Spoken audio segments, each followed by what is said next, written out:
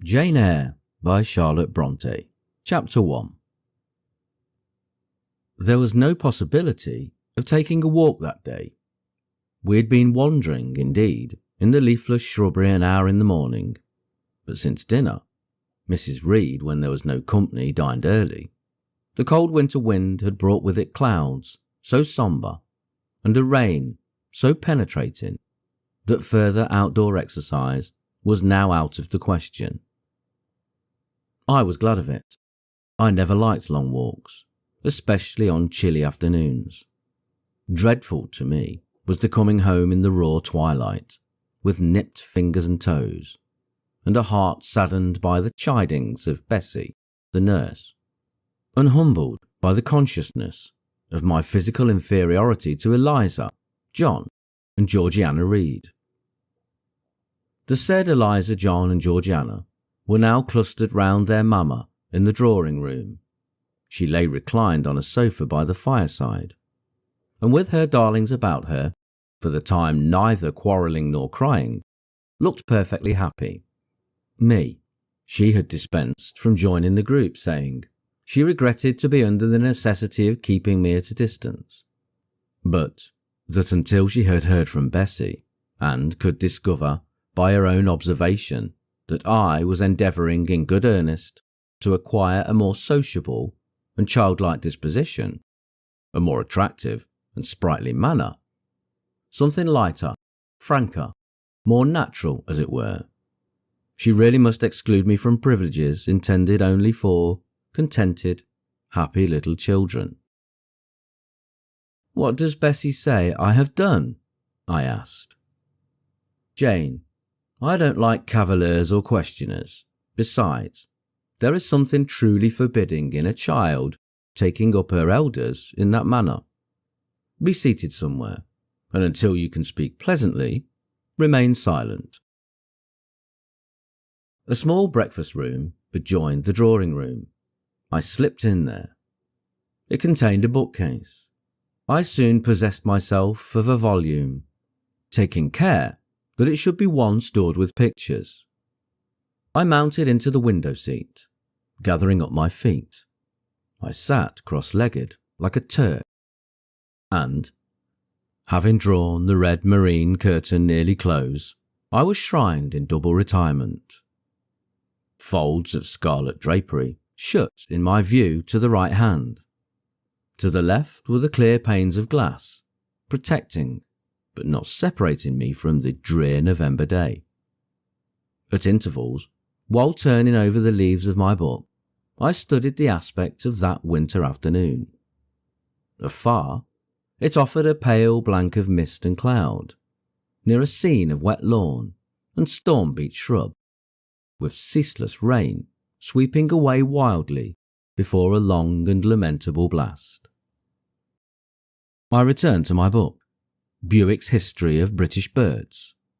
The letterpress thereof I cared little for, generally speaking, and yet there were certain introductory pages that, child as I was, I could not pass quite as a blank.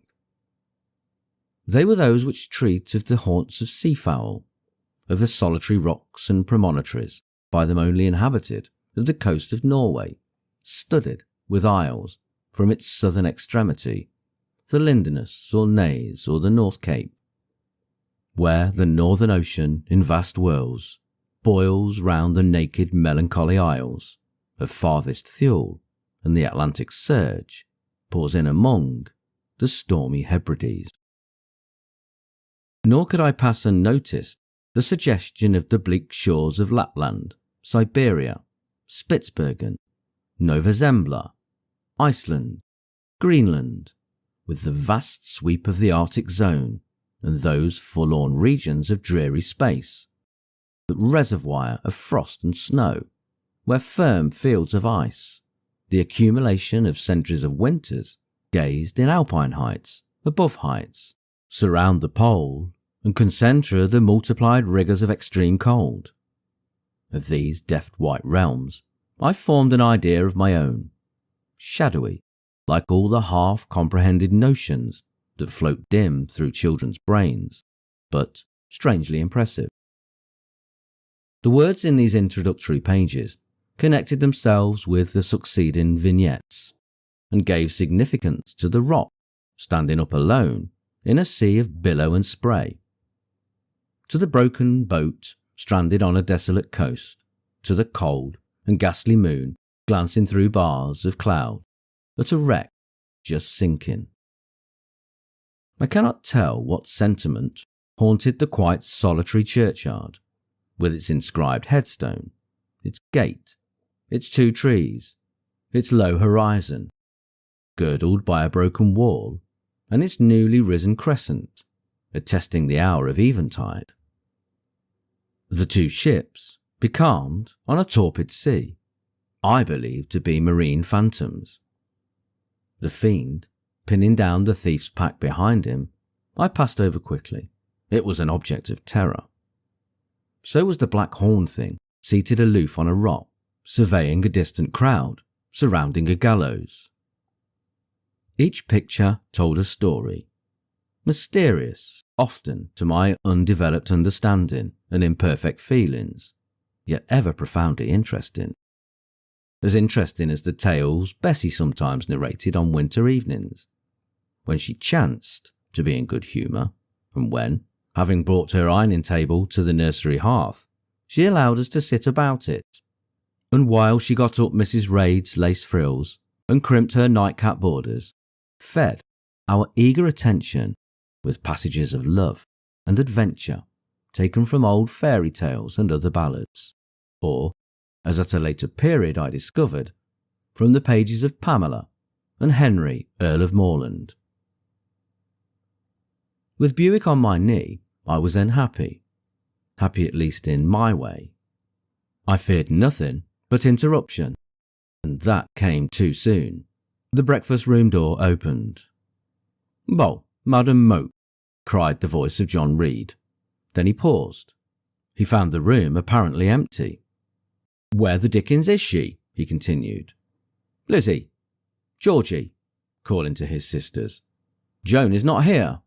Tell Mamma she has run out into the rain. Bad animal." It is well I drew the curtain, thought I, and I wished fervently he might not discover my hiding place, nor would John Reed have found it out himself. He was not quick either of vision or conception, but Eliza just put her head in at the door and said at once, "She is in the window seat, to be sure, Jack." And I came out immediately, for I trembled at the idea of being dragged forth by the said Jack. "What do you want?" I asked with awkward diffidence. "Say, what do you want, Master Reed?" was the answer. "I want you to come here," and seating himself in an armchair, he intimated by a gesture that I was to approach and stand before him.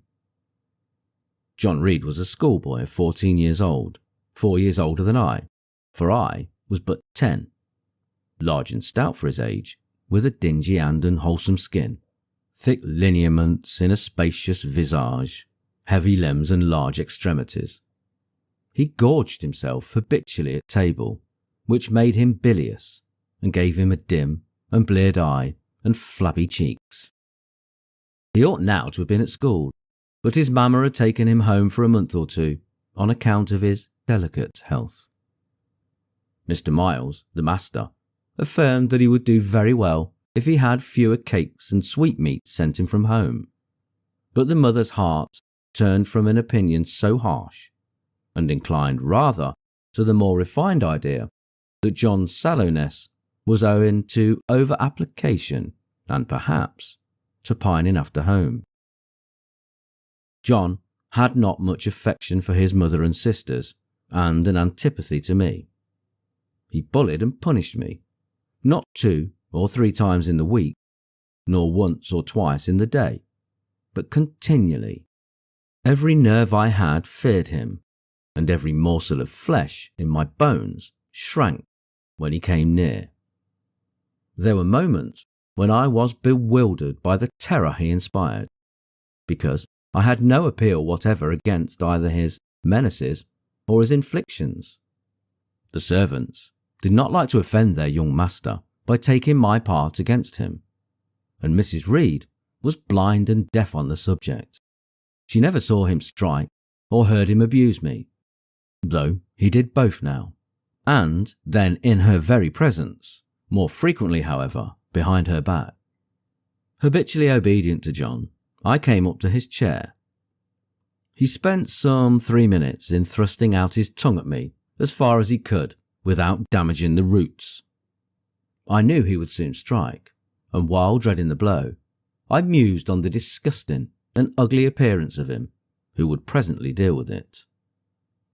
I wonder if he read that notion in my face, for all at once, without speaking, he struck suddenly and strongly.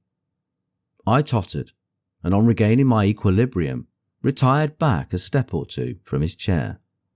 "That is for your impudence in answering Mama a while since," said he, "and for your sneaking way of getting behind curtains, and for the look you had in your eyes 2 minutes since, you rat." Accustomed to John Reed's abuse, I never had an idea of replying to it. My care was how to endure the blow which would certainly follow the insult. "What were you doing behind the curtain?" he asked. "I was reading." "Show the book." I returned to the window and fetched it thence. "You have no business to take our books. You are a dependent. Mamma says. You have no money. Your father left you none. You ought to beg, and not to live here with gentlemen's children like us, and eat the same meals we do, and wear clothes at our mamma's expense. Now, I'll teach you to rummage my bookshelves, for they are mine. All the house belongs to me, or will do in a few years. Go and stand by the door, out of the way of the mirror and the windows." I did so, not at first aware what was his intention, but when I saw him lift and poise the book and stand in act to hurl it, I instinctively started aside with a cry of alarm. Not soon enough, however, the volume was flung. It hit me, and I fell, striking my head against the door and cutting it. Cut bled. The pain was sharp. My terror had passed its climax. Other feelings succeeded. I had read Goldsmith's History of Rome, and had formed my opinion of Nero, Caligula, etc. Also, I had drawn parallels in silence, which I never thought thus to have declared aloud. What? He cried. "Did she say that to me? Did you hear her, Eliza and Georgiana? Won't I tell Mumma? But first—" He ran headlong at me. I felt him grasp my hair and my shoulder. He had closed with a desperate thing. I really saw in him a tyrant, a murderer. I felt a drop or two of blood from my head trickle down my neck, and was sensible of somewhat pungent suffering. These sensations for the time predominated over fear, and I received him in frantic sort. I don't very well know what I did with my hands, but he called me rat, rat, and bellowed out aloud. Aid was near him. Eliza and Georgiana had run for Mrs. Reed, who was gone upstairs. She now came upon the scene, followed by Bessie and her maid Abbott. We were parted. I heard the words, "Dear, dear, what a fury to fly at Master John. Did ever anybody see such a picture of passion?" Then Mrs. Reed subjoined, "Take her away to the Red Room and lock her in there." 4 hands were immediately laid upon me, and I was borne upstairs.